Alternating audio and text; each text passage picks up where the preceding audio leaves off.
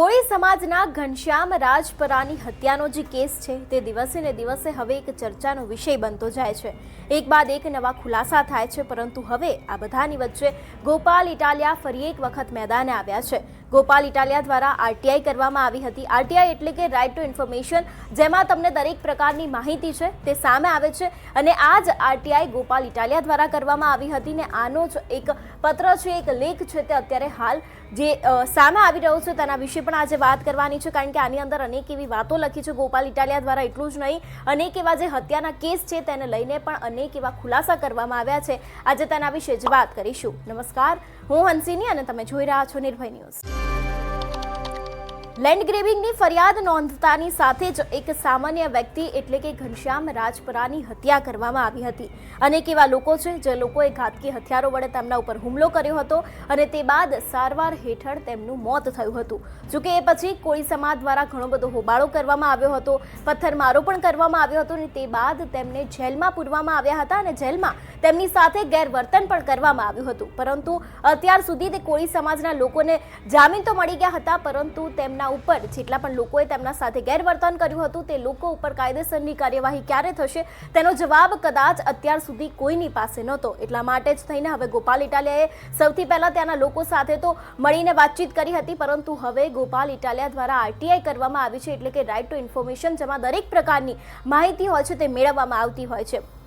જો વાત કરવામાં આવે માહિતી વિશે અને ગોપાલ ઇટાલિયાએ કરેલી જે આરટીઆઈ છે તેના વિશેની, તો અહીં સાફપણે લખવામાં આવ્યું છે કે માહિતી અધિકાર નિયમ 2005ની અરજી અન્વયે માહિતી આપવાની બાબત, એટલે અહીં જે માહિતી પ્રોવાઈડ કરવાની હોય, જે તે વ્યક્તિ પાસેથી માહિતી લેવાની હોય તેમનું નામ લખવામાં આવ્યું છે। એટલું જ નહીં, કહેવામાં આવ્યું છે કે માહિતી આપવા માટેની વિનંતી કરતી આપની તારીખ 16/1/2025ના રોજ કરેલી અરજીના અનુસંધાનમાં સૌથી પહેલા મુદ્દા નંબર 1ની વાત કરવામાં આવી છે કે વિછિયામાં લાઠીચાર્જની ઘટના અંગે પોલીસ દ્વારા અત્રે કોઈ જ લેખિત પરવાનગી માંગેલ ન હતી, જેથી કરીને દરેકની માહિતી છે તેને નીલ આપવામાં આવી છે તેવી પણ તેમના દ્વારા વાત કરવામાં આવી છે। જો તે બાદની વાત કરવામાં આવે તો કે માહિતી 1ની નીલ હોય તો માહિતી 2ની પણ નીલ છે, એટલે કે તેમાં કશું જ લખવામાં નથી આવ્યું ને તે બાદ અંતે લખ્યું છે 1 તથા 2ની માહિતી નીલ છે, એટલા માટે થઈને મુદ્દા 3ની માહિતી પણ નીલ રહેલી છે। એટલે કદાચ જેને પણ તેમને આરટીઆઈ કરી છે તેવા મામલતદારે કોઈ જ એવી માહિતી નથી આપી, એટલે કે મુદ્દા નંબર 1, 2 અને 3 દરેકની માહિતી ખાલી રાખવામાં આવી છે। એટલું જ નહીં, લખવામાં આવ્યું છે કે આપ ઉપરના નિર્ણયથી નારાજ હોવ તો નિર્ણય મળ્યાની તારીખ 30 દિવસની અંદર આપ શ્રી નાયબ કલેક્ટર જસદણને અપીલ કરી શકો છો અને તેમને નકલ પણ રવાના કર્યું છે। એટલે જે મામલતદાર પાસેથી તેમની જે આરટીઆઈ ગોપાલ ઇટાલિયા દ્વારા મામલતદારને જે આરટીઆઈ કરવામાં આવી હતી તેમાં દરેક માહિતી માંગવામાં આવી હતી, પરંતુ અહીં પણ લખવામાં આવ્યું છે કે તે માહિતી નીલ સામે આવી છે, કારણ કે જે ઘનશ્યામ રાજપરાનો હત્યા કેસ હતો તેની અંદર અનેક એવા કોળી સમાજના લોકો વિરુદ્ધ પણ ફરિયાદ કરવામાં આવી હતી। પોલીસે તે લોકો ઉપર લાઠીચાર્જ કર્યો હતો। એટલું જ નહીં, કોળી સમાજના લોકો દ્વારા પોલીસ ઉપર પથ્થરમારો કરવામાં આવ્યો હતો ને તેમાં અનેક એવા લોકો છે જે લોકોનો કોઈ જ વાંક નહોતો, તેમ છતાં પણ પોલીસ દ્વારા તે દરેક લોકોની ધરપકડ કરવામાં આવી હતી ને એને જ લઈને ગોપાલ ઇટાલિયાએ આરટીઆઈ કરી છે અને આરટીઆઈ મામલતદારને કરવામાં આવી હતી અને મામલતદાર દ્વારા હજી સુધી કોઈ જ જવાબ આપવામાં નથી આવ્યું તેવું પણ આની અંદર ખાસ લખવામાં આવ્યું છે, કારણ કે તેમને પોતે જ લખ્યું છે કે માહિતી નંબર 1 છે તે પણ નીલ છે, મુદ્દા નંબર 2 છે તેની પણ માહિતી નીલ છે અને મુદ્દા નંબર 3 છે તેની પણ માહિતી નીલ છે, એટલે કે ત્રણેય મુદ્દાઓની માહિતી અત્યાર સુધી ખાલી પડી છે। હવે જે તે સમયે ગોપાલ ઇટાલિયાની સાથે મેં વાતચીત કરી હતી ને તે સમયે જ્યારે કોળી સમાજની વાત નીકળી હતી અને ત્યારે જેટલા પણ કોળી સમાજના લોકોને જેલમાં પૂરવામાં આવ્યા હતા તેને લઈને પણ તેમના દ્વારા ખુલાસો કરવામાં આવ્યો હતો। સૌથી પહેલા તો ગોપાલ ઇટાલિયાને સાંભળીએ કે તે આ વિષયને લઈને શું કહી રહ્યા છે। કોળી સમાજના જે ઘનશ્યામ રાજપરાનો જે કેસ ચાલી રહ્યો છે તેને લઈને સૌથી પહેલા તો પોલીસ દ્વારા કહેવામાં આવ્યું હતું કે આરોપીઓનું સરઘસ કાઢીશું, પરંતુ અંતે કાઢ્યું નહીં, એટલે કોળી સમાજના લોકો રોષે ભરાયા અને સમગ્ર પથ્થરમારો થયો। આ વિષયને લઈને શું કહેવા માંગો છો, કારણ કે હજી આના ઉપર પણ કાર્યવાહી કરવામાં તો નથી જ આવી?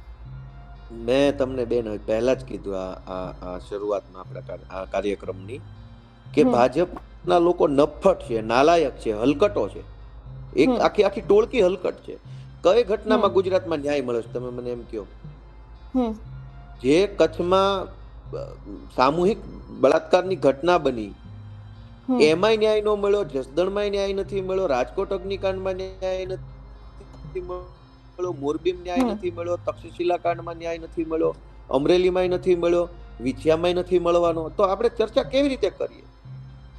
ઉનાકાંડના આરોપી જેલમાંથી છૂટી ગયા, દલિતો ઉપર અત્યાચાર થયેલો એ આરોપી જેલમાં છૂટી ગયા, થાનગઢમાં હત્યા કરી, ગોળીઓ મારી દીધી દલિતના દીકરાઓને, એને ન્યાય નથી મળ્યો આજની તારીખમાં. પેલા ભાનુભાઈ વણકર મહેસાણા વાળા સચિવાલયની અંદર સળગીને આત્મહત્યા કરી લીધી દલિતોના જમીનના અધિકાર માટે, એને ન્યાય નથી મળ્યો. તો ન્યાય કોઈ દી ક્યારે કોઈને ભાજપના રાજમાં મળવાનો જ નથી, કેમ કે ભાજપની આખી ટોળકી છે ને એ નફ્ફટ છે, હલકટ છે. એ કોઈ દી કોઈને ન્યાય નહીં કરી શકે.